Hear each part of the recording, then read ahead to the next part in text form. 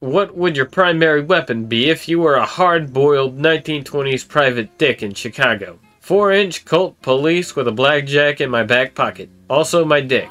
Colt 1911. This even though autoloaders were primarily considered military weapons at the time. The police and civilian markets largely stuck to revolvers until the 1980s, aside from World War II bringbacks. Colt pocket hammerless. I would carry a Smith & Wesson Model 10. To my left, I got Johnny Risco and my right Harold Franks. If yous wanna keep peddling that giggle water from your boss's juice joint, you'll give me some names. Webley Fosbury. The rain-slicked streets of Chicago had a way of swallowing a man whole, but me, I carried insurance. A Smith & Wesson Model 10 and 38 Special Snubnose rode in the leather under my arm.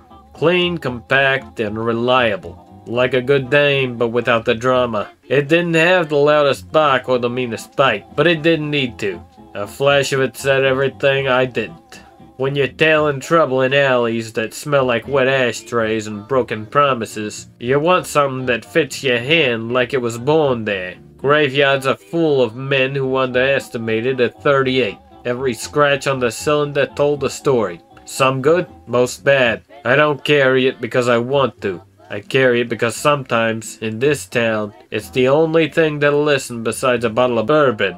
I put my coat on, stepped out, and took a breath full of the night. Then there are nights when subtlety takes a backseat to authority. That's when I reach for something bigger. Colt 1911 government model. A slab of American steel chambered in 45 ACP. It don't just stop trouble, it puts it away permanently. Carrying the Colt's like walking around with a thunderstorm. One squeeze and it speaks with the voice of God. Loud, final, and undeniable. It's not for tailing chumps or charming dames. No, the 1911 is for when the stakes are high. And you know the only way you're leaving the room is through the front door or in a body bag. It don't exactly vanish under a coat. But when you're walking into a situation where muscle speaks louder than manners, you want the kind of muscle that says you're not just some mug with a heater.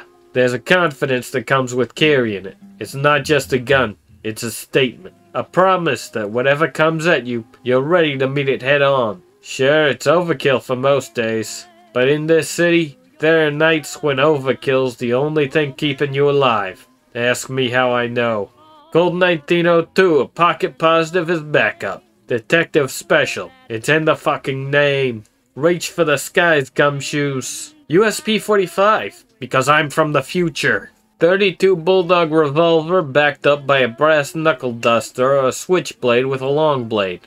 Berger's folding shotgun. Yes, I learned about it from Forgotten Weapons. Fucking try and stop me. Colt New Service and 45 Colt. Pictured is a hero cop Oscar Bayer, who had a shootout with some bank robbers in 1925 LA. I heard the bullets whiz by my head, but I just gave my motorcycle the gun. I was mad clean though and wasn't doing much thinking. I knew I wanted those birds though. They turned north on Alameda to 7th Street and west on 7th to Central. They were firing as fast as they could pull triggers. Then a bullet struck me in the right breast. I didn't know at the time how badly I was hit. It almost jarred me from my seat. So I shook my head as hard as I could to clear it and kept on. Another bullet tore through my sleeve and a third seared me below the hip. It stung terribly, but all I could remember was getting madder. I reloaded my own gun on the fly. It was some job, but somehow I made it. I guess my rabbit's foot was working overtime. They stopped at 7th and San Pedro, and 3 got out. Each carried 2 guns. 2 of them came toward me, firing as they ran. I let one have it. He sprung around and fell. Only 1 bullet remained in my gun. I dodged behind another machine and let the second man have it. It crashed through his arm. Then I told him I would kill him if he didn't surrender, though my gun was empty. That rabbit's foot certainly did work. He took me at my word and surrendered. A katana. Stand back while I defend your honor, doll. Police issue Remington Model 8. She walked in looking like $1,000, but when she opened her mouth, I marked it down to about 100. Lucky for her, I was going wholesale. She told me the usual story. Whirlwind romance. Jilted lover. Suspicious circumstances. Now she needed someone to put out the flames flickering up her legs and into her testimony. Just enough plausibility to blow the smoke. I put some liquid courage under my gut and some solid courage under my shoulder. But both were feeling too hot for my taste. In this line of work, you rack up a lot of problems. You rack up a lot of enemies. My secretary is on the Abwehr payroll. My dame is an NKVD plant and my ex-wife is snitching to the IRS. On top of that, I've got some crank with a ray gun claiming to be Ramses III.